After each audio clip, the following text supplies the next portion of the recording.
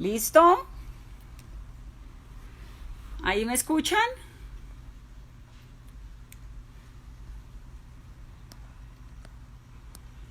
Bueno, bienvenidos. Laura, bienvenida. Letras, bienvenidos. Me da mucho gusto estar aquí. Ya vamos a esperar a Pili que se conecte en un momentico por la cuenta de la Javeriana. Me gustaría saber si me están escuchando, si el sonido está bien, pero inconveniente de conexión. No soy la más ducha en estos menesteres, entonces teníamos ahí como un pequeño inconveniente de conexión, pero bueno, me fascina estar acá, qué gusto. Ya vamos a esperar a Pili que aquí está, que está en tienda Javeriana y yo la acepto, ¿no?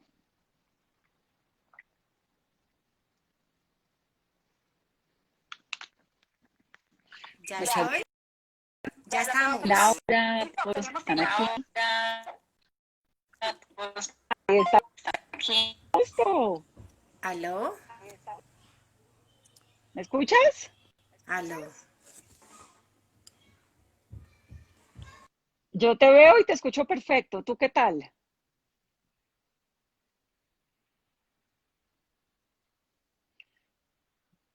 Vamos a esperar un momentico que todos entren ahí a la conexión para que podamos conversar. Nidia, gracias. Luis, gracias. Todos los que están aquí que quieren participar en esta charla que vamos a hacer con Pili. Qué gusto. ¿Ahí me escuchas, Pili?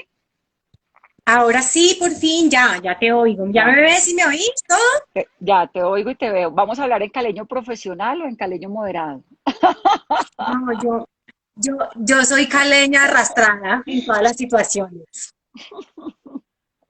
Además me encanta, porque es que ese acento caleño es fuerte y a uno no se le quita por nada del mundo, ¿no? No, igual yo aquí en Cali, aquí en Bogotá me dicen caleñísima y llego a Cali y me dicen, uy, ya estás hablando puro rolo. Bueno, yo vivo en Bogotá hace como 20 años y no he podido quitarme el caleño que se me escapa afortunadamente por tantos lados. Vamos a darle un momentico de Sí. tiempo a los amigos que yo creo que se están uniendo y que están arrancando aquí. Y para mí, pues de verdad que es un gusto y es una dicha poderse pegar una charla con Pilar Quintana, que ustedes la conocen, que es una escritora maravillosa, con todos los premios, con todo el talento, que además ha viajado por el mundo, que además conoce el Pacífico y que bueno, nos dio la perra que realmente te debo decir que me parece atrapante desde el minuto cero. Coge Ay, uno la Vanessa. perra y no la puede soltar. El nombre es provocador, todo es fuerte ahí, es desgarrador, ¿no? Ay, Vanessa, yo primero pues también estoy súper emocionada de estar acá hablando con vos. Creo que nos debíamos como esta hablada. Tenemos que hacer otro evento las dos hablando de las dos de nuestros libros, que yo creo que aunque tienen enfoques diferentes, se tocan mucho porque estamos hablando como de unas violencias que le pasan a las mujeres y me gustaría mucho que hiciéramos esa conversación. Pues nos queda pendiente, seguro que la vamos a hacer. Además somos javerianas y ahí pues hay que darle la cuña a la tienda javeriana, que es la universidad nuestra. Yo también soy comunicación social de la Javeriana y me encanta porque además hay un montón de chicos que creen que estudiar comunicación es perder el tiempo. Pues no, es lo máximo. Aquí tienen a Pili, me tienen a mí, que somos javerianas y que además queremos profundamente nuestra alma mater, ¿no? Pero profundamente, como que mucha gente dice, ay, yo me arrepiento de haber estudiado comunicación o para qué va a estudiar eso que eso no sirve para nada. Y a mí, la verdad, yo creo que yo escogí la carrera perfecta para la profesión mía, que es ser escritora. Y yo creo que pues uno a los 18 años como que no tiene claro qué quiere hacer. Y a mí la universidad me enseñó y me mostró yo qué no quería y yo qué quería hacer. Y me dio la oportunidad de hacer las dos cosas. Digamos, yo quería escribir ficción y yo en la universidad y tuve escritura creativa, hice guiones y salí de la universidad a trabajar como guionista. Entonces creo que sí, sí me funcionó mucho.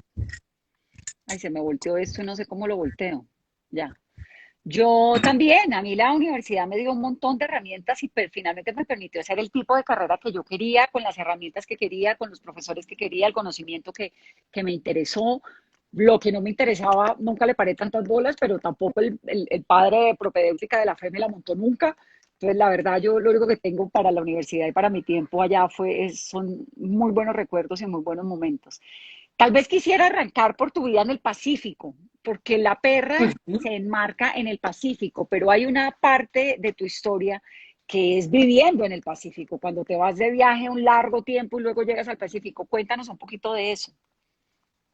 Pues Vanessa, yo creo que yo No tengo todo. ya cuando fui profesional y empecé a trabajar yo trabajé como libretista de televisión unos años y luego me retiré y decidí que yo iba a trabajar en oficina y pues a tener una vida como convencional para poder escribir de noche, ¿verdad? Entonces yo me figuraba que yo iba a llegar de la oficina y por la noche trabajaba, pero pues trabajaba en mi escritura, pero llegaba muy cansada y como que en ese momento yo soñaba con abandonarlo todo e irme a vivir a una casita en el Pacífico. Y yo decía, y me cojo mi pescado diario y listo, y no tengo obligaciones ni nada, y me puedo dedicar a lo que yo quiero hacer, que es escribir. Y pues antes de hacerlo, realmente,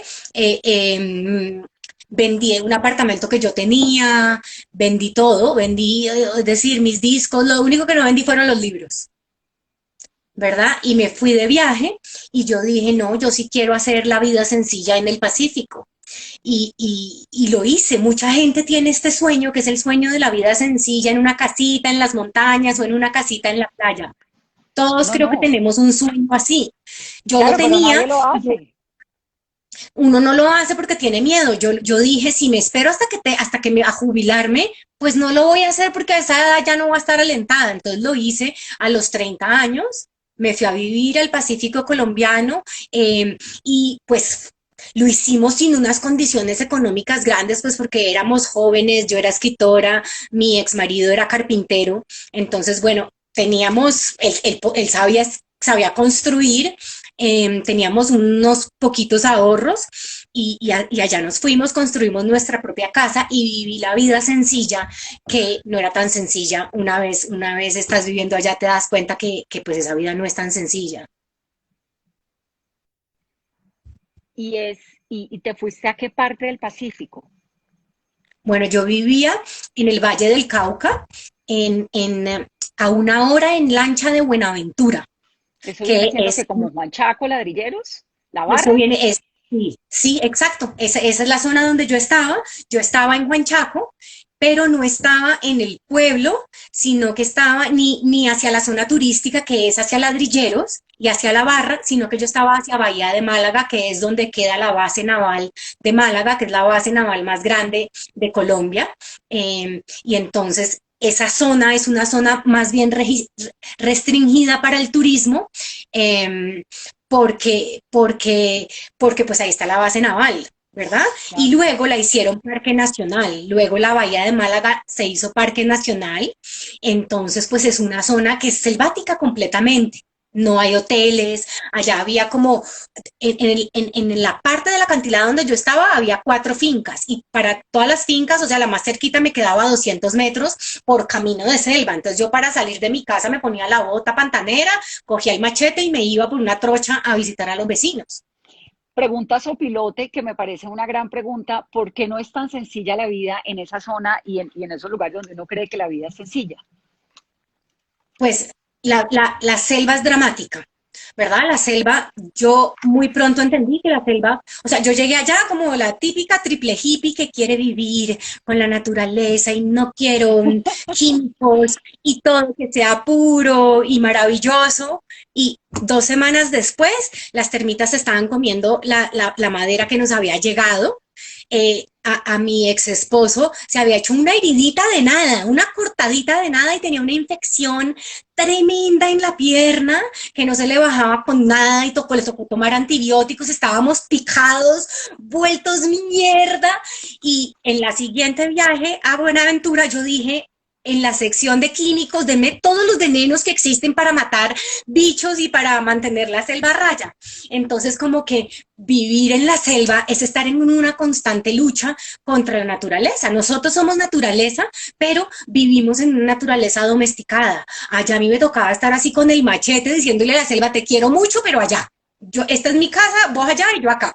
Ujú. Y además esa selva del Pacífico, que es que eso es selva de verdad, es agreste, es el mar, es dura, el Pacífico es Sí. maravilloso, pero pues es una cosa muy fuerte, ¿no?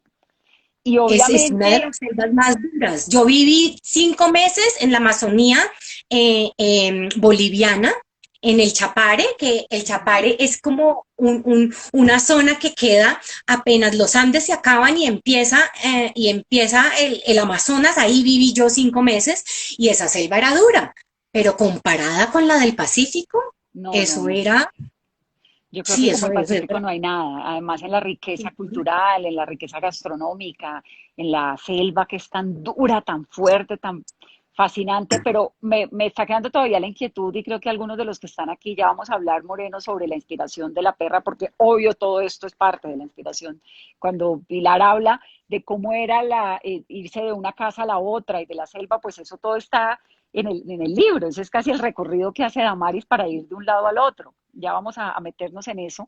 Pero te quería preguntar cómo llegaste a ese punto en especial que seleccionaste para vivir y cuánto tiempo terminaste viviendo allí. Bueno, cuando yo conocí a mi ex marido en Bolivia, en un refugio para animales silvestres, en el Chapare boliviano.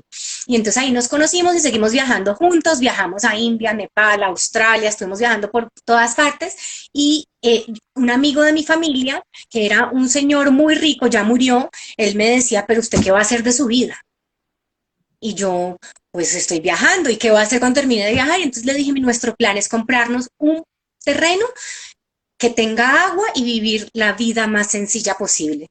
¿Y dónde piensan comprarlo? Y le decimos, en Colombia, pues porque yo soy colombiana, mi ex marido era irlandés, y entonces en Colombia, pero pensamos pues que el lugar que conocíamos, yo no conocía el Pacífico colombiano, entonces yo le decía, el lugar que a mí me parece es en el Amazonas, que es donde uno puede tener agua todavía, comprarse un terreno con agua, ¿verdad?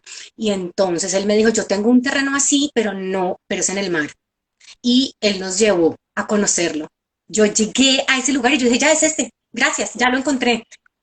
Me fui a seguir viajando, yo le dije, guárdemelo. Y él me lo guardó y nos lo vendió muy barato. Y yo creo que él era un señor supremamente rico, pero él tenía el sueño de la vida sencilla, entonces él me apoyaba completamente.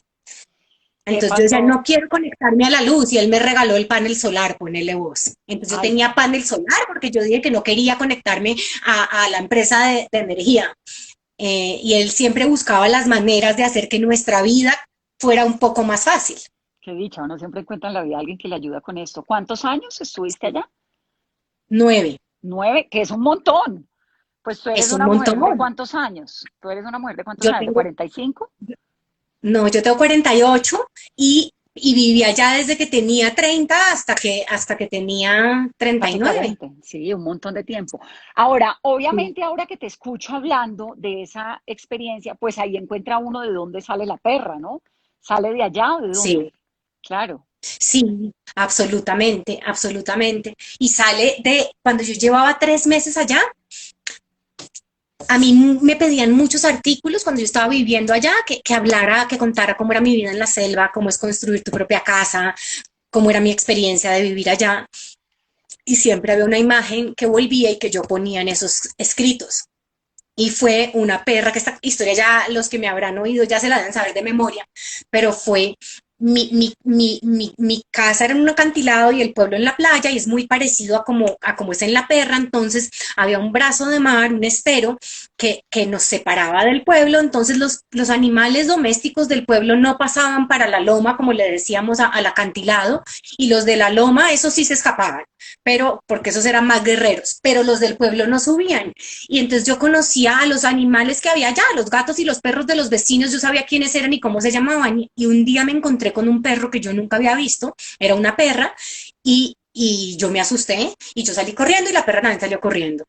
Luego volví al mismo lugar y la vi tirada en el piso y yo dije, tiene un ataque de epilepsia.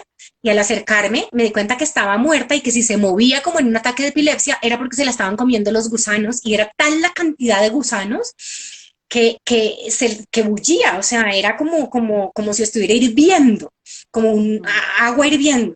Era muy impresionante esa imagen y los gallinazos estaban. en los árboles esperando alrededor, allí. como esperando su turno. Y luego a los 2 días yo volví y me asombré muchísimo porque no estaba el cuerpo. Y yo dije, ¿dónde está el cuerpo? ¿Qué pasó con el cuerpo? Pues en 3 días ya no quedaba nada.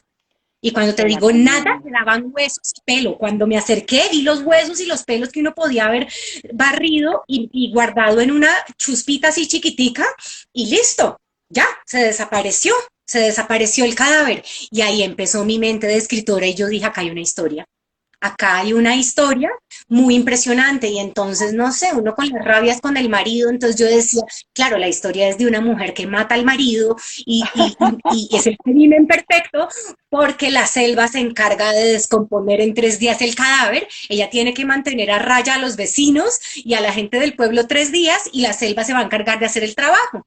Y yo pensaba, Claro. va a ser el crimen perfecto, pero a ella se le olvidaron los gallinazos en los árboles y por eso la pillan. Esa era la historia que yo quería contar.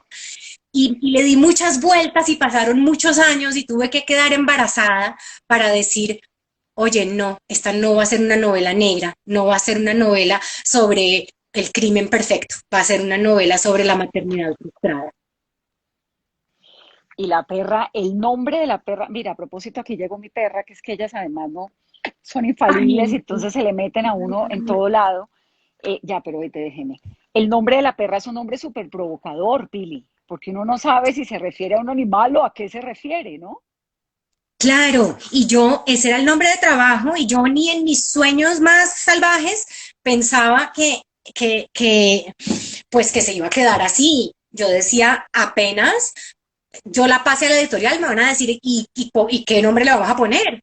Pero yo empecé a trabajar, ese era el título de trabajo, y al final yo dije, pues es que esto se llama La Perra porque es sobre una perra, y pues sí tiene esa carga de doble sentido ahí, pero pues ese es el nombre. Y yo lo pasé a la editorial, y el director editorial, que es Gabriel Iriarte, de una dijo que le encantaba el nombre y yo me quedé muy asombrada. Yo dije, bueno, así se va a llamar entonces la novela. Y me quedé muy asombrada porque yo esperaba resistencia.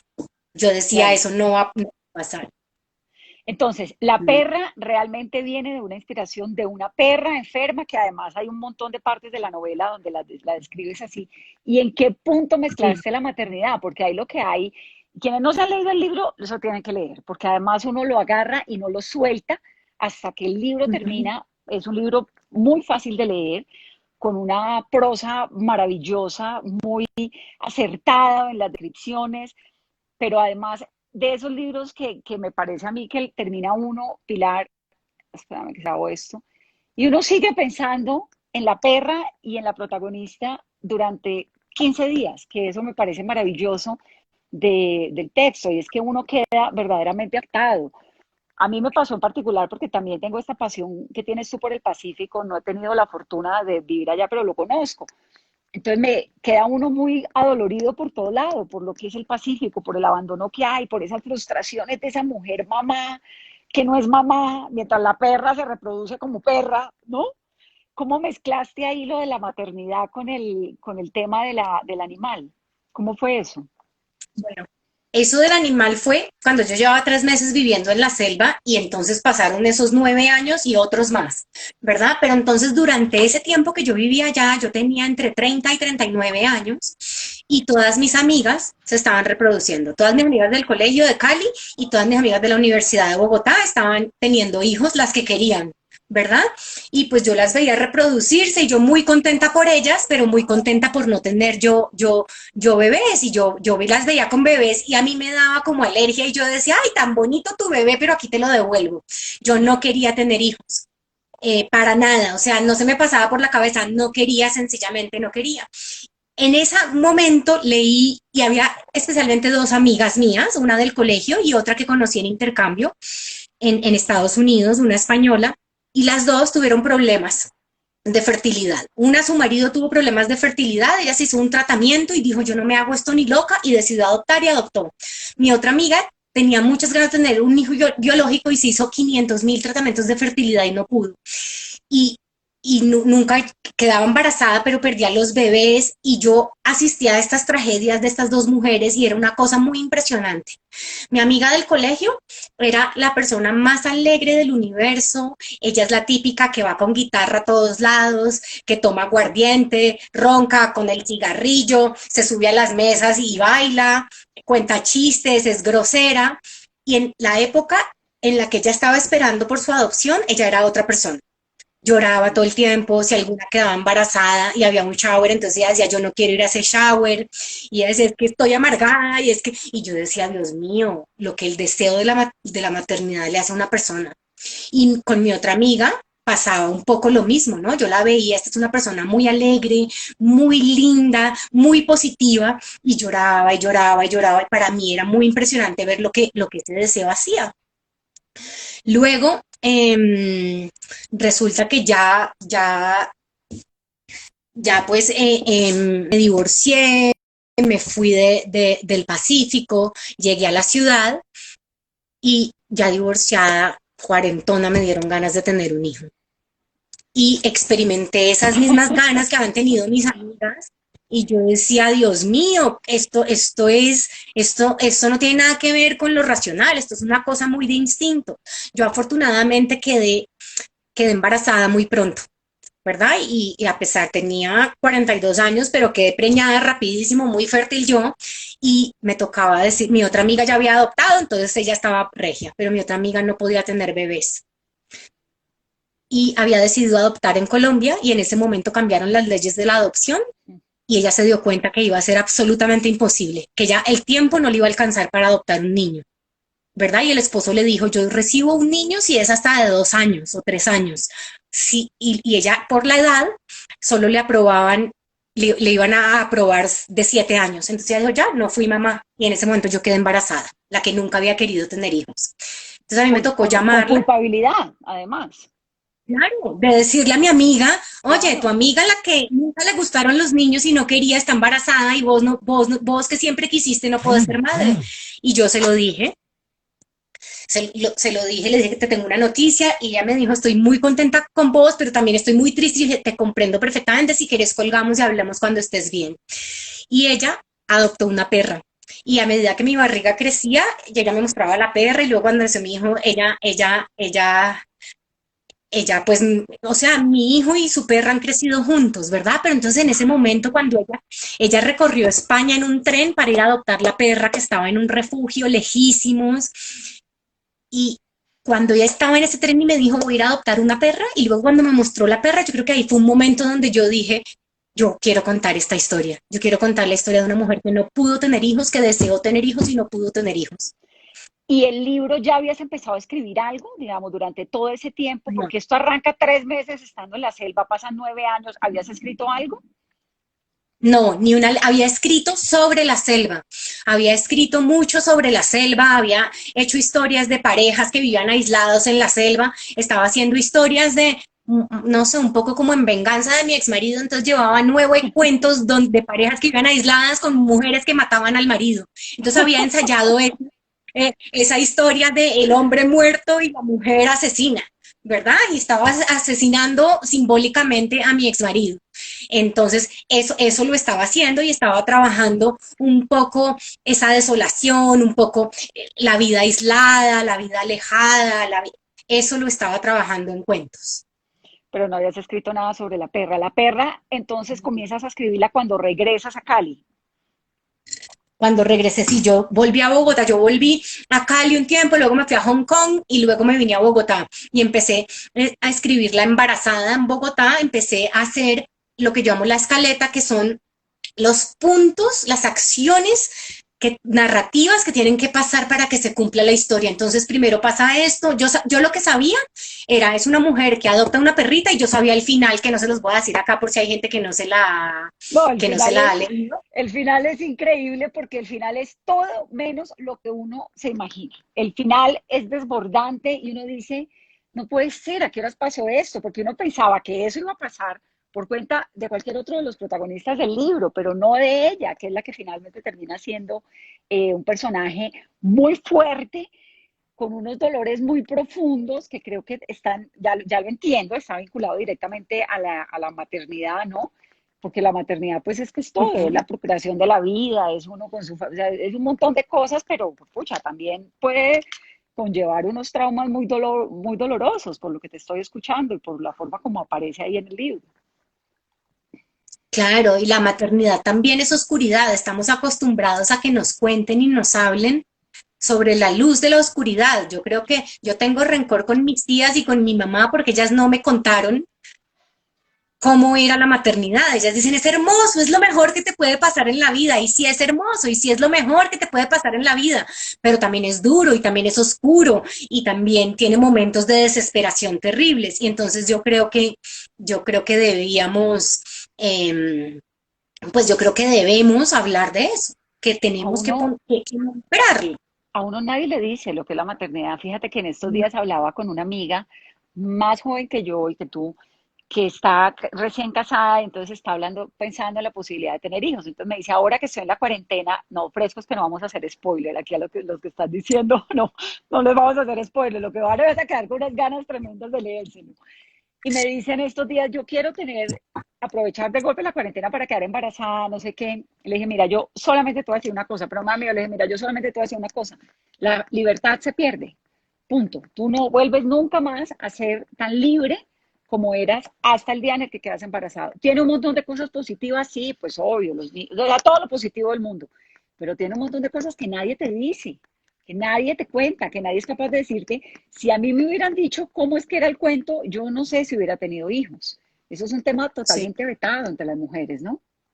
Exactamente, y yo creo que es importante nombrarlo y enunciarlo. No podemos seguir que las mujeres y que la gente siga trayendo hijos al mundo sin que sepan cómo es. Y yo creo que la literatura está para que nombremos y para que hablemos de lo que no se pueden nombrar en es decir, de lo que me está prohibido decir. Creo que Y una para de eso esas, está la literatura. Lo que yo recuerdo cuando escribí mi primera novela y mi mamá la leyó y mi mamá me dijo, la cogió así furiosa y me dijo, es que de eso no se habla. Y yo, ¿qué es uy, cuál? gracias, que cosquillas en la lengua. Cosquillas en la Y yo lengua. ahí dije como que, gracias, gracias, de eso es lo que voy a hablar de ahora en adelante. O sea, para mi mamá es lo peor del mundo porque esta muchachita, ¿por qué está contando lo que no se debe contar? Pero yo creo que, pues, yo creo que para eso estoy, para eso vine, para contar para nombrar lo que no está bien visto, lo que no. Lo que no nombramos. Aquí dice Camil Cosas, una pregunta que me parece genial. ¿Estás de acuerdo en la traducción del libro al inglés? ¿El nombre cuál sería? ¿The Beach? No, porque Beach no es lo mismo que perra, o como, o sí sería. Sí, porque bitch es perra, o sea, perra. Claro. Sí, dog en femenino es perra. Entonces pensaron ponerle muchos nombres, o sea, la traductora quería que se llamara dog, que es perro, No, ¿verdad? sí, pero Pero no. pero los editores se pelearon hasta que se pusiera The Bitch. The Ajá, y Beach. así se quedó, y es un nombre allá mucho más fuerte que en español. En español uno se lee la primera página y uno dice, ah, bueno, ya entendí, se llama la perra, y nosotros le decimos, aquí está mi perra, y es mi perra. Claro, Allá ya claro. nadie, allá ya nadie le dice a su perra, bitch, le Beach. dice mi lady dog o my puppy o lo que Oh, sea, my pero no le doggy. llaman, Sí. sí, pero Claro, no le llaman. claro, el nombre en inglés es aún más provocador que en español. ¿Y te ha funcionado el mercado estadounidense con ese nombre? Bueno, ¿Mercado anglo? no ha salido, sale el 4 de agosto, pero ya han salido las primeras 3 reseñas, todas positivas, y hay una que es como una reseña muy importante que, no sé, me escribieron mis editoras, porque todas son mujeres, brincando de la felicidad, y entonces yo le escribí a mi agente diciéndole, oye, ¿por qué es tan importante esta reseña? Y es una reseña que salió con una estrellita, y esas reseñas estrelladas son muy importantes, parece que no tanto como para los lectores, sino que esa reseña hace que los libreros digan, ah, esta es una buena novela, entonces la piden a sus librerías y entonces la novela sí se vende más. Entonces, Maravilloso. pues hasta ahora no ha salido, le ha ido bien. Vamos a Pues, ver qué pasa. pues me parece súper interesante porque además el nombre es así, es fuerte, es como tú, es como la historia y seguramente pues tendrá mucho éxito. El que la quiera pedir la puede conseguir por dónde. Está en ebook y está en donde más, para quienes están conectados que preguntan. Bueno, en inglés está en preventa, en español se consigue en todos, No, en en español España se y consigue en todo lado, pero por en fuera todo de Colombia en ebook y en las librerías en donde el que quiera que no esté en Colombia en lo puede ver todos Amazon, lados por también ejemplo. está. Sí, está en Amazon y está en todas está en España en librerías, está en Chile, en Argentina, en México, ya está en todos lados. Listo, para que Sí, el que la quiera leer, la lea. ¿Qué otro tema te sí. parece o te inquieta del cual uno quisiera hablar, pero que de golpe no pudiera, como el de la lengua, la perra? ¿Cuáles son esos temas Ujú. que te estorban dentro de los protocolos de la vida cotidiana?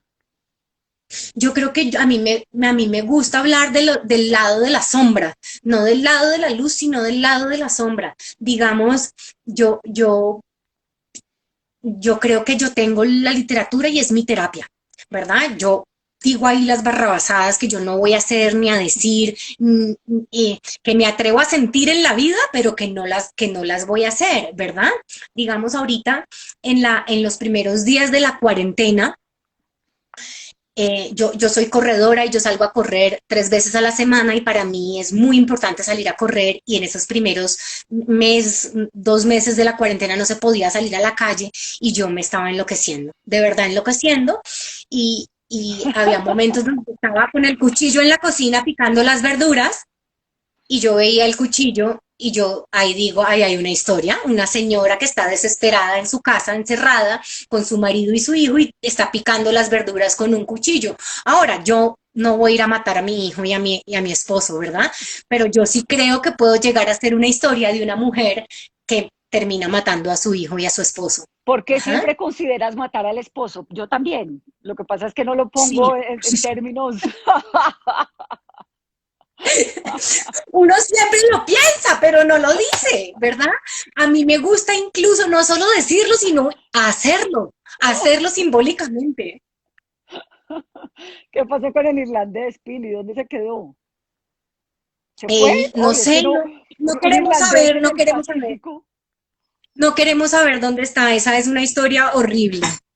Historia terminó y chao. Y chao, sí, afortunadamente, bueno, luego vendimos ese lugar eh, y ya no tengo nada en común con él y no quiero volverlo a ver. Bueno, hay gente, yo también tengo un ex marido por allá argentino, que ahora que cuentas que lo conociste en Bolivia y que te fuiste, digo, yo también conocí a mi ex marido argentino haciendo trekking, haciendo el camino Inca. Y lo que pasa es que uno termina casándose, pues porque sí, y luego pues se separa, porque afortunadamente la vida le permite a uno también irse y separarse. ¿En qué estás trabajando ahora? ¿En qué Bueno, novela o en ahora, qué te pasa por la cabeza? bueno, no, hice cuentos como de las parejas aisladas y uno de esos cuentos terminó como creciéndose y se convirtió en una novela. Tengo un borrador, pero a ver, esto es el cuarto borrador, ¿verdad? Entonces yo cada 6 meses digo, ay, ya terminé. Y terminé, fue un borrador que vuelvo y repito. Entonces voy por el cuarto borrador de una novela y yo ahorita estoy diciendo que este sí es el fin, este sí es el verdadero ya borrador final que voy a entregar y que que se va a leer alguien más que mi agente y mi marido, pues. ¿Verdad? Que va a llegar al editor, espero que sea eso. Pero pues yo como escritora, no sé, yo tengo muchos amigos escritores que escriben una novela y les salen un año y la publican y cada año sacan una novela y sacan una historia.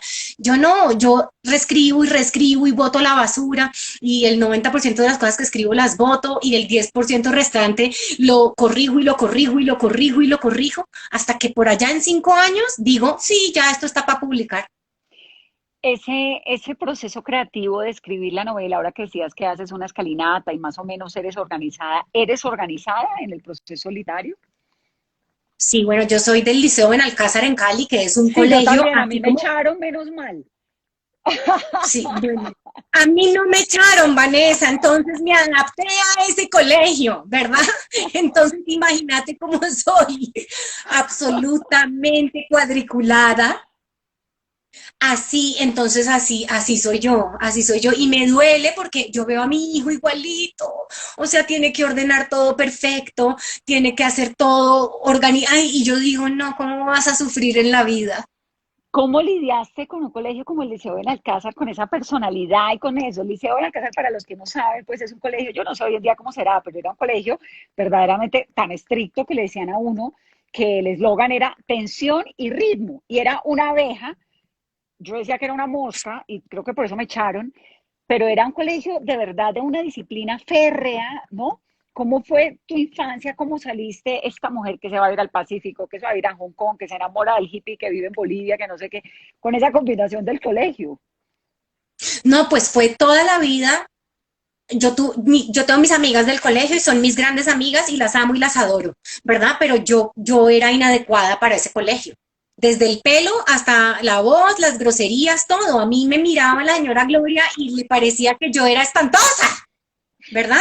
Pero no me iba tan mal, tampoco tan bien, yo era muy mediocre, o sea, a mí me decían ustedes mediocre, porque de 20 yo era la 10 siempre, la 10, ¿verdad? Y luego llegué a la universidad y de 90 era la segunda mejor y la primera era mi compañera de clase del Liceo Benalcázar, ¿verdad? Entonces yo dije, oye, no soy tan mediocre tampoco, pues, pero era un colegio demasiado, demasiado exigente y yo siempre me sentí inadecuada y yo siempre, es un colegio además que es feminista, eh, eh, porque es un colegio que quiere que las mujeres no que sean mamás y sean amas de casa, sino que sean mamás, amas de casa y profesionales exitosas todo al mismo tiempo. Sí, sí, sí. Y es una exigencia así terrible y entonces, pues para mí era difícil estar ahí. A mí me hubiera ido, yo creo que yo hubiera tenido una infancia y una adolescencia más feliz en un colegio más artístico, No, en un no lo colegio como dudo. al que me fue mi hijo.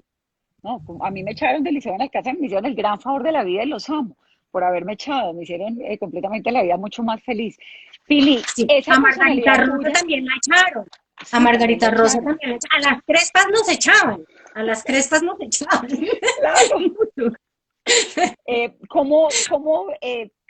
Digamos, tu proceso de joven, aguerrida, mujer, todo esto en un mundo, en el mundo literario? ¿Cómo te costó, no te costó entrar, abrirte puertas? ¿Cómo fue ese proceso? Pues, eh, mi historia es como la de la Cenicienta, porque yo no pertenecía, muchos de los escritores de mi generación salieron de redacciones de revistas o de periódicos, ¿verdad? Digamos, muchos trabajaron en Soho, otros en El Tiempo o en El Espectador, y yo no. Entonces, la gente que escribe pertenece a un círculo literario donde son los escritores, conocen a los editores y todos se conocen. Yo, además, me había ido de Bogotá, yo estudié en Bogotá, pero me había devuelto a Cali, entonces ni siquiera estaba en Bogotá, yo no conocía escritores ni uno solo, yo conocía libretistas de televisión, que era en donde yo había trabajado. Y entonces yo lo que hice en esa época, ya había internet, pero no tan desarrollada como ahora, todavía había directorios, entonces yo cogí en el directorio y vi cuáles eran las editoriales, terminé mi primera novela, imprimí, ponele vos, siete manuscritos y los envié a esas direcciones que decía ahí y me llamaron del No, planeta a qué decirme. dicha. Sí, entonces, pero eso es una historia que muy rara vez pasa. Yo tuve mucha suerte. En ese momento estaban buscando mujeres escritoras y pues ahí les llegó mi novela y decidieron publicarla. Y entonces con esa No, fue primera una historia novela me de, fue. claro, de riesgo. ¿Quién en tu familia? ¿Cuál es tu relación con los libros en tu familia? ¿De dónde viene Bueno, esta inquietud literaria? mis papás son separados y en la casa de mi mamá había, no sé, Ogmandino, dos de García Márquez, Condoritos, revistas solas y vanidades. Y en la casa de mi papá, que mi papá tenía una biblioteca así gigantesca y mi papá me dejaba explorar su biblioteca, entonces tenía eso. Y en el Liceo Benalcázar tiene una gran biblioteca Uf, y en ese momento sí. había una, sí, y tiene una gran bibliotecaria que se pilló lo que a mí me gustaba y ¿Cómo me se llamaba recomendó la libros. bibliotecaria? ¿Te acuerdas? Ay, se llamaba, había una que era Sneda, que era brava, ella no, la Sí, otra, una cosa que no me así, sí, yo me acuerdo cómo se acuerdo. llama. sí. Ajá, Y y allí en el entonces, colegio, sí, entonces, había esas dos bibliotecas. Entonces ahí creo que tuve a Eulalia de profesora de literatura, que era una gran profesora de literatura. Entonces supongo que tuve suerte porque tuve mucha gente, como mi papá me veía cogiendo, no sé, cuando descubrí que había libros que hablaban sobre sexo, entonces yo cogía todo lo de Henry Miller, el Marqués de Sade, las memorias de Casanova, bueno, y él me veía con esos libros y me decía, ¿qué estás leyendo? Y yo, Sade, y me decía, ¿y chévere? Y yo, pues no, porque la verdad no me gustaba en ese momento, ¿me entendés? Pero mi papá me dejó explorar libremente la biblioteca. ¿qué autor te ha inspirado? Uf, ¿Quién te gusta leer? muchísimos.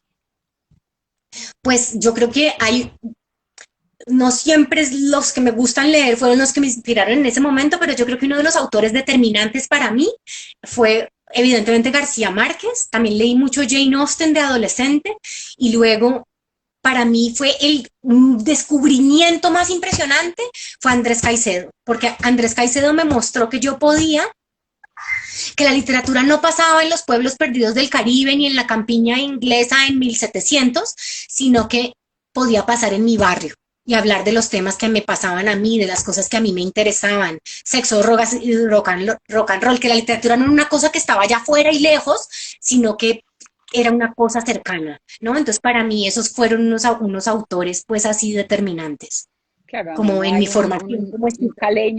un caleño inquieto mentalmente que no haya pasado porque viva la música. Yo no quiero dejar de preguntarte, y como sé que el tiempo es corto, el Ujú. tema, tú obviamente conociendo el Pacífico, pues uno conoce muy de cerca a la raza negra, uno conoce muy fuerte ese arraigo cultural tan metido en las entrañas del Pacífico que se le mete a uno también después de 9 años de estar allá. ¿Has vuelto al Pacífico y qué Pacífico te encuentras ahora en comparación con el que veías cuando vivías a los 30, 32 años? Bueno, yo no he vuelto a Juan Chaco y pues me ¿Nunca costaría, volviste? me parece difícil. No, a Juan Chaco no he vuelto y por ahora creo que me costaría mucho trabajo. He estado en Buenaventura y he estado en Chocó, en Quibdó, ¿verdad? Y creo que para mí el Pacífico yo recuerdo cuando yo vivía allá que llegaba mucha gente de Cali y me decía, o de Cali o de Bogotá o de la ciudad y me decía, me están oyendo o es que Vanessa se me quedó, ya, ya. Y Ya. entonces decía, yo vine acá en 1974 y está igualito. O yo vine acá en 1995 y está igualito. Y yo creo que en el Pacífico pasa mucho eso, salvo, no sé, los celulares, los carros. El Pacífico en cierto sentido es un lugar que permanece muy estático. Pero no haber vuelto al Pacífico, volviste con la perra. ¿No te dieron ganas cuando? Porque yo Volví, leí La Perra y sí. lo primero que me dieron, hay un sitio en el Pacífico que es muy cerca al lugar tal vez donde tú vivías, si lo ubico geográficamente, que es la playa de La Barra, que a mí me parece un lugar fuertísimo, emocionalmente para mí tiene también unas connotaciones súper fuertes. Y cuando leí La Perra, lo primero que dije fue, tengo que volver allá. ¿Tú volviste por medio del libro? ¿Por qué no volviste nunca más? Yo he ido a Buenaventura, estuve el año pasado, por ejemplo, dictando unos talleres en Buenaventura, pero es que Buenaventura es una ciudad, a una playa Claro. del Pacífico como en la que viví, no he vuelto. Yo desde que me vine a Bogotá voy cada año a Providencia. Entonces ese es mi lugar ahora de playa y de aislamiento y de estar descalza, es Providencia. Que es otro mar y es otra película, porque la uno es el Caribe, Es el otra otro es otro cuento, es otra Sí, es historia. completamente diferente, pero supongo que yo necesitaba poner una distancia porque es que fueron 9 años muy intensos y mi salida también fue muy traumática. Entonces creo que el Pacífico a mí me revuelve todo por dentro y lo estoy trabajando mucho en la ficción, pero creo que sí me gusta mantener una sana distancia por ahora. Damaris, la protagonista de tu libro, es una mujer muy triste en todos los sentidos, ¿no? Ella es una niña, es una mujer muy frustrada, como llena de unos dolores, muy rota.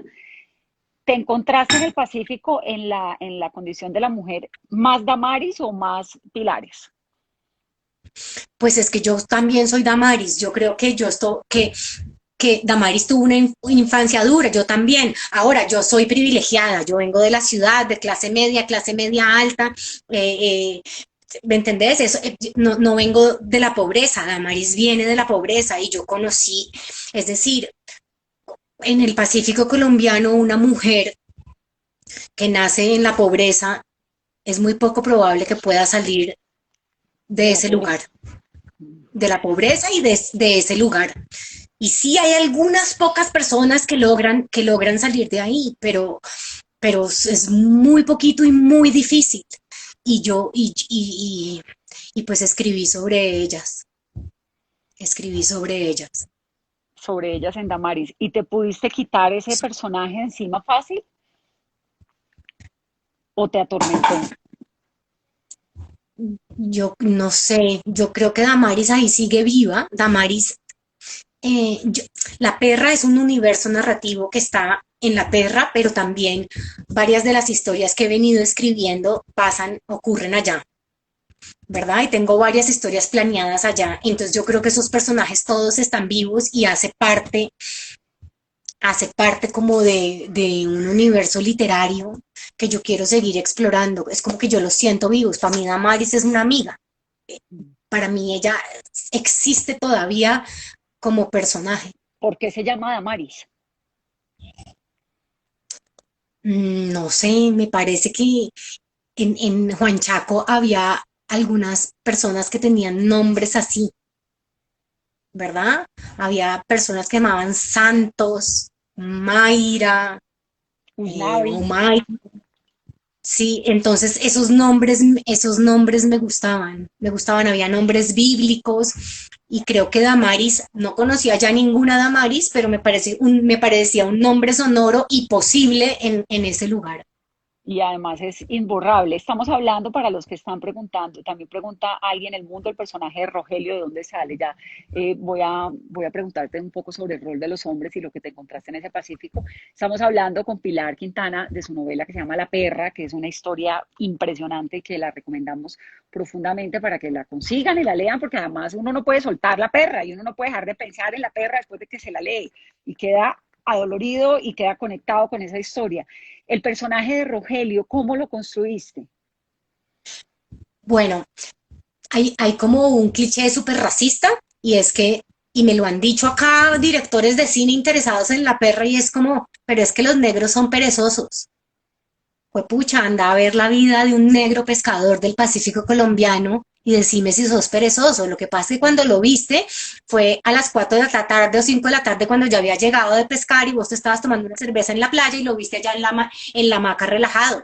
Pero ese señor se levantó a las 4 de la mañana y salió en medio de un aguacero, el hijo de puta, a pescar en un mar bravo, en una canoa y quizás pescó un mero que pesa no sé cuántos kilos o no sé cuántas libras, un mero es un pescadote así con sus propias manos y tiene las manos rajadas y luego tiene que cargar un motor o dos motores hasta su casa y jalar la lancha para que la marea no se la lleve. Y yo veía esas vidas y perezosos no son, es una vida muy dura, ¿verdad? Ya la gente tiene vidas muy duras, son vidas intensas y maravillosas, pero duras. Y había un hombre en Juan Chaco que le decían cariño y era un hombre así gigantesco y con cara de mal geniado y yo decía, ay Dios mío, ¿y por qué le dirán cariño? ¿Verdad? Y uno le decía, cariño, quiero una picuda y él te miraba así como bravo Como la y se picuda. iba y se iba y se iba y uno pues marica y mi picuda que sí me la va a traer, se ofendió, dije algo malo cuando volvía con la picuda y te daba la picuda, ¿verdad? Y entonces uno la pagaba y listo. Y alguna vez su hija cumplió 15 años y nos invitó a la fiesta de 15 y entonces estábamos allá en la fiesta de 15 que era en la playa y entonces subimos, y entonces ya la marea estaba subiendo, y entonces él nos dijo, ya estábamos borrachísimos, y él nos dijo, oigan, o se suben ahora o se quedan a dormir, ¿qué van a hacer? Porque si no nos subimos ahora, la marea ya subía y ya no podíamos subir a la casa, borrachos y tal. Entonces dijimos, no, vámonos. Y entonces nos fuimos caminando, pasamos el mar, era una marea, era una marea, una puja, que son las mareas más altas y más bravas, y entonces pasamos con el mar ya bravo, alto, borrachos, cuando yo veo que alguien venía siguiéndonos. Y yo me volteé y yo dije, ¿quién está ahí? Y yo con susto. Y entonces dijo, soy yo. Y yo, cariño, ¿usted qué hace acá? Y me dijo, vine a ver que subieran bien. Y él nos acompañó hasta la casa preocupado, se cruzó esa marea solamente viendo que estuviéramos bien, y yo ahí dije, ya entiendo por qué le dicen cariño. Y este era un hombre bravo con una hermosa ternura por dentro que no era visible, entonces creo que ahí está Rogelio, en esos Y ahí hombres sale duros, Rogelio. pero tiernos también. Hay una tragedia muy fuerte en el libro que uno queda sin aliento y que atraviesa Uh -huh. el, la narración de lado a lado y lo parte a uno y pues no me voy a tirar el texto, pero esa Uh -huh. relación entre los habitantes del lugar y los que vienen a pasar el tiempo a veces y se van y vienen, que son evidentemente dos clases sociales súper distintas, súper marcadas, ¿las viste allá también? ¿Esa tragedia dónde salió?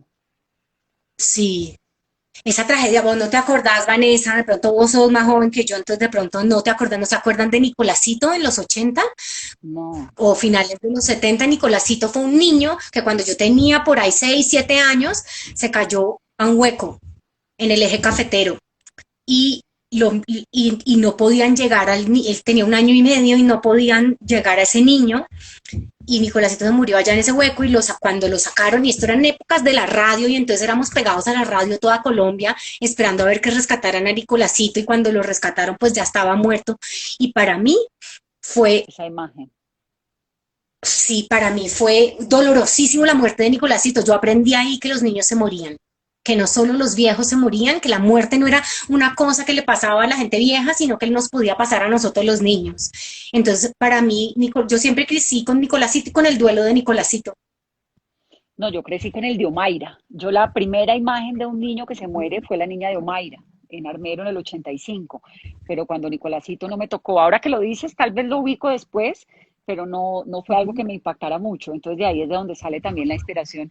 Y bueno, el acantilado es que uno ve esos acantilados del Pacífico y uno se imagina todo ahí, ¿no? La vida, la muerte, la infinidad, lo que entra ahí que no vuelve a salir. Todas esas imágenes tan intensas. ¿Cómo hiciste dentro del proceso de la creación de esas imágenes del libro? Porque la perra es un texto que uno casi que puede oler.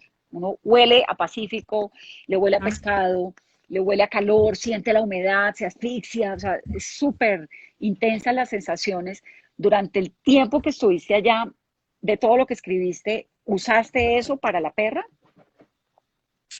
Yo creo que yo la escribí acá en Bogotá, y mmm, yo tenía 2 horas diarias para escribirla, que era cuando mi hijo hacía la siesta, y entonces yo escribiéndole, yo cerraba los ojos y yo me iba al Pacífico colombiano, y yo creo que yo estaba haciendo el duelo, porque ya ahí era evidente que yo no iba a volver al Pacífico, que esa etapa de mi vida se había acabado, y yo creo que yo necesitaba traerlo a la vida, necesitaba estar ahí de alguna manera otra vez. Yo sabía, no voy a volver, y no voy a volver durante mucho tiempo, porque me pasaron cosas horribles allá, entonces quiero tenerlo lejos, pero me hace falta levantarme y ver el mar, sentir la lluvia, me hace falta hasta los mosquitos picándome.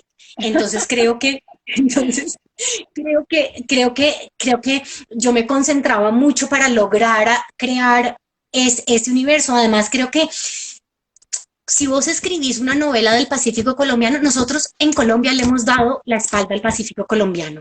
No lo conocemos. Los caleños conocemos más el Caribe que el mar que tenemos a 2 horas de distancia. No, es que esa es mi crítica constante a los caleños, porque digo, ¿cómo es posible que uno tiene el Pacífico a 2 horas y los caleños conocemos más San Andrés, conocemos Cartagena, pero cuando un chiquito, ahorita porque se volvió de moda ir a ver ballenas, menos mal, pero Uh -huh. los caleños de nuestra generación no íbamos al Pacífico. Yo sí, porque mi papá es pacífico, entonces me llevaba desde muy chiquitica y a mis hijas el primer mar al que las llevé fue ese, pero no es lo usual, no es. No, no lo es. Entonces, yo creo que tenemos una deuda con el Pacífico. El Pacífico es una de las regiones más biodiversas del mundo. Es uno de los 5 hotspots del mundo de la biodiversidad. Es una zona absolutamente maravillosa. Y yo quería contarle al país, y yo quería que los lectores fueran al Pacífico, así fuera a través de mi libro. Yo quería decirles, miren lo que tiene y no voltea a mirar, mírelo, es esto. Entonces yo quería crearlo con palabras para que la gente lo volteara a mirar aunque, y se sintiera ahí, porque es un lugar que está lejos. Si uno le decía a un colombiano, estábamos en Cartagena, yo no necesito hacer una descripción tan profunda porque la gente se la va a imaginar. La gente se lo va a imaginar en su cabeza, en cambio la gente no se va a imaginar el Pacífico porque no lo conoce, porque nunca ha estado allá y porque si lo conoce a través de las noticias de corrupción, a través de ciertas cosas que también son ciertas, pero que no le hacen justicia a esa zona del país. Bueno, pues yo creo que saldaste la cuenta con el Pacífico con creces. También creo que vas a volver al Pacífico algún día muy cercano. Lo que no sé es si el Pacífico saldó la cuenta con vos. Uy, no, pues es que el Pacífico no me debe nada y yo le debo todo. El Pacífico, yo lo que tengo que hacer es darle y darle y darle. El año pasado que me llamaron del Ministerio de Justicia, del Ministerio de Cultura, a decirme, oye, hay un proyecto que queremos hacer en el Pacífico y es para dictar unos talleres de escritura creativa a lideresas, a mujeres afro lideresas de Buenaventura. ¿Quisieras hacerlo? Yo sí. O sea, no me digan ni cuánto me van a pagar, ni qué hay que hacer, ni nada. Y era un trabajo duro porque me tocaba viajar cada 8 días a Buenaventura, en avión a Cali y luego en carro a Buenaventura y al otro día devolverme. Yo digo, no, de una, o sea, como que yo siento que el Pacífico le debo muchísimo y creo que él a mí no me debe nada, sino que yo todavía le sigo debiendo. Pero te siento cuando hablas de toda esa época de cómo saliste de allá como con un dolor profundo, ¿no? Claro, porque Vanessa, yo allá quería morirme, yo quería llegar allá en mi casita del acantilado de madera, yo quería llegar allá hasta viejita, ¿verdad? Pero mi ex marido me violentó y yo tuve que huir, yo soy víctima de la violencia de un hombre, ¿verdad? Y tuve que dejar mi casa y mi vida ideal que me encantaba en un lugar durísimo, precioso, magnífico, oscuro y luminoso, con todas las contradicciones, tuve que dejarlo y no, y llegar a la ciudad sin una cucharita con mi computador y cuatro pintas de ropa a volver a empezar a los 39 años, a volver a empezar mi vida cuando yo ya la creía resuelta. Entonces fue muy oscuro. Yo pensé que ese man me iba a matar. Yo dije, me van a matar. Tuve que huir porque pensé que me iban a matar. Entonces tengo un trauma muy, muy grande. Bueno, menos mal no pasó nada y estás viva y estás bien y además sos tan poderosa y con esas letras y escribiste La Perra y se van a venir un montón de historias seguramente y tenemos Pilar Quintana para rato. Qué dicha. No, pues, ay, Vanessa, muchas gracias. Me pongo muy feliz de esta conversación, nos la estábamos debiendo hace rato, yo estoy fascinada con tus escritos y de verdad quería escucharte esa historia tan tremenda de dónde sale y bueno, lo entiende uno ahora que ve, ¿no? Que te conoce y que sabe que te pasaron un montón de cosas, pero que por suerte sí pasó mucho, pero pasó, ya, pasó y nos queda la Sí, literatura para poderlo contar. sí. Qué dicha, Pilar, y a todos los que están aquí participando en este conversatorio, muchas gracias. El libro lo pueden conseguir, por supuesto, en la tienda Javeriana, lo pueden pedir en la librería, lo pueden conseguir en todos los países donde están habla hispana. Se llama The Beach, La Perra, que me fascina ese nombre provocador en el mercado anglo. Y es una felicidad. Nos queda 1:59. Si alguien quiere preguntar algo, es posible entrar en contacto con Pilar. Claro, la puede seguir a su cuenta de Instagram. Me quedo de esto de contar lo que está prohibido decir. Yo también, qué mujer tan admirable, espectacular, qué dicha. Gracias a todos, gracias a ustedes por conectarse y gracias, Pili, por permitirnos meternos así en tu corazón a rajatabla y escucharte tus historias. Ay, no, muchas gracias a ustedes, los que estuvieron acá en esta charla. Qué pesar que uno no puede verlos ni verles las caras, a ver qué están sintiendo. Y pues, Vanessa, muchas gracias a vos y ojalá se repita pronto. Ojalá y ojalá que podamos. ¿Cuál es tu cuenta de Instagram que están preguntando? Pili Quintana, ¿no? No, no tengo ni voy a tener, solo tengo Twitter. Ah, el Twitter es Pili Quintana. No, pero lo del Instagram hay que abrirlo, ¿cómo así? Es buenísimo, lo No, máximo. pero es que no, no, no. Sí, una red No, social más. logré salirme de Facebook y soy la mejor, la mujer más feliz del mundo desde que me salí de Facebook. Yo también salí de Facebook, bueno, ahí lo tengo, pero ni lo miro mucho, pero el Instagram es maravilloso, uno se lo goza, te lo recomiendo y si no, te presto la mía cada vez que quieras. Un abrazo, Pili, mira, aquí está mi perra, que obviamente no lo suelta uno. Ay, Qué divino. dicha esta conversación y apenas pase todo esto, nos prometemos un vino, por favor. Un abrazo. Ay, pero por supuesto. Muchas gracias, Vanessa. Y muchas gracias a todos ustedes por participar. Acuérdense, se llama La perra de Pilar Quintana. Hay que leerla. Ese libro sin duda va a pasar a la historia de la literatura colombiana. Qué felicidad. Gracias, un abrazo y que tengan una muy feliz tarde.